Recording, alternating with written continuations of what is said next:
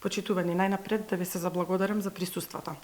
Во 2018 година Социјалдемократскиот сојуз донесе закон за финансиска поддршка на единиците на локалната самоуправа и нивните единки корисници, при што средства кои што граѓаните уредно ги плаќаат во буџетот, како на општините, така и на Република Македонија, буџетот на Република Македонија, беа користени за одредени општини, односно за сите општини, при што парите беа дадени без никакви критериуми, при тоа не беше направена никаква анализа по однос на оправданоста за давањето на средствата и при тоа одредени градоначалници кои што во периодов се однесувале како одговорни домаќини беа ставени по незавидна состојба.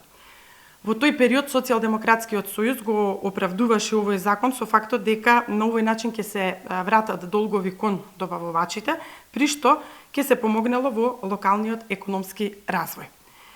Од вкупните обврски кои што со 30.9.2018 година беа пријавени од страна на општините како и нивните единки корисници, вкупниот износ на долгот изнесуваше 5 милиарди 945 милиони денари, при што, согласно законот, 51% од тие средства беа дадени од страна на државата на општините за финансирање на овие долгови, односно беше даден износ од 3 милиарди и 32 милиони денари.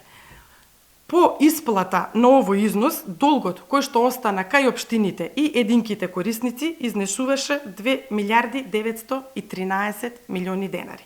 Значи, од 2 милиарди 913 милиони денари долг кој што го има општините, како и единките корисници, заклучно со месец јануари општините имаат долг, месец јануари 2020 година се извинувам, општините имаат долг од 3 милиарди и 83 милиони денари или заедно со единките корисници имаат долг од 3 милиарди 553 милиони денари. Долгот при тоа на општините, значи не е целосен, односно фалат 10 општини. Ова го зборуваме од причина што вчера Министерката за финансии заедно со вице-премиерката за економски прашања кажа дека долгот на општините бил намален, односно изнесувал околу 50 милиони евра. Тоа е бројка во месец јануари, повторно ќе повторам, без 10 општини. Меѓу општините кои што фалат е и општина Кичево, која што со 39-ти имала долг во износ од 146 милиони денари, со финансиската поддршка добива средства во износ од 74 милиони денари, при што долгот останува некаде околу 71 милион денари или веќе со 31.12, бидејќи како што кажав со јануари 2020 нема податок, но со 31.12.2019 има податок и тој долг изнесува 143 милиони денари, што јасно укажува дека општината заедно со низините единки го зголемила долгот откако ја добила таа финансиска поддршка. Во однос на законот за финансиска поддршка, морам да напоменам дека има многу неправилности при користењето на тие средства кои што беа доделени од страна на владата. Имено, има дел од општини кои што и единки корисници кои што немале пријавено средства, потоа односно немаат пријавено доверители со одредени долгови, но потоа ги користат средствата за исплата кон тие доверители кои што не биле пријавени. Законот јасно кажува дека морале да бидат пријавени сите доверители и врз основа на тоа само на пријавените доверители им се исплаќале средствата. Например, во општина Кичево, незаконска исплата на буџетски средства за обврски на доверители кои не биле пријавени во системот се 4 милиони и 39 илјади денари или вкупниот платен износ по овој основ кон доверители кои не биле пријавени во системот изнесува 6 милиони 241 илјада. И сега да не ги редам по другите основи како незаконски се исплаќале средствата, вкупниот износ на незаконски исплатени средства е 13 милиони 848 илјади денари. Ова се податоци кои што ги има констатирано Министерството за финансии, кои што се проследени до владата заклучно со 30.11.2019 година, но до овој момент ништо не е превземено по однос на тоа да општините и единките корисници ги вратат средствата во буџетот како што законот налага.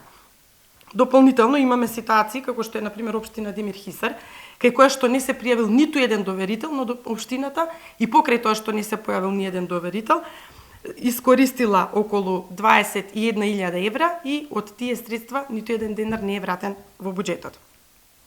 Интересна е ситуацијата на општина Битола, каде што општината добива 156 милиони денари финансиска поддршка, од кои 110 милиони денари се пари кои што ги добиваат единките корисници и ги плаќаат на општината по основа на долгови кои што ги имале кон незе.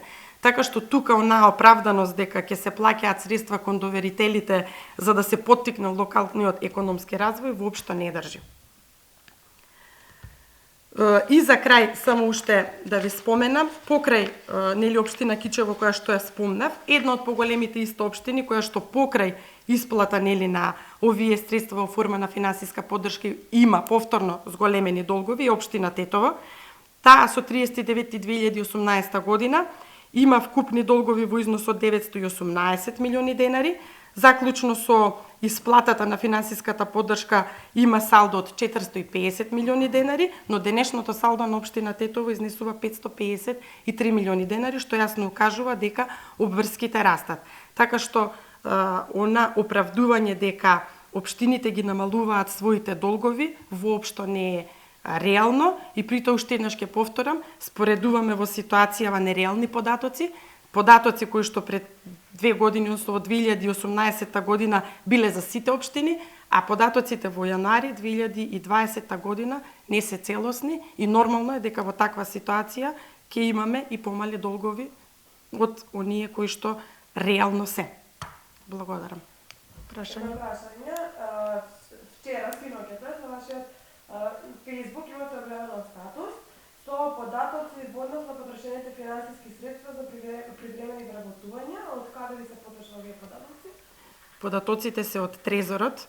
Јавноста знае дека ние баравме податоци неколку пати од министерката во форма нели на согласности за вработување со цел да видиме колку е зголемен бројот на вработени, неопределено, привремено, неопределено, меѓутоа не добивме податок и до ден денес немаме таков податок.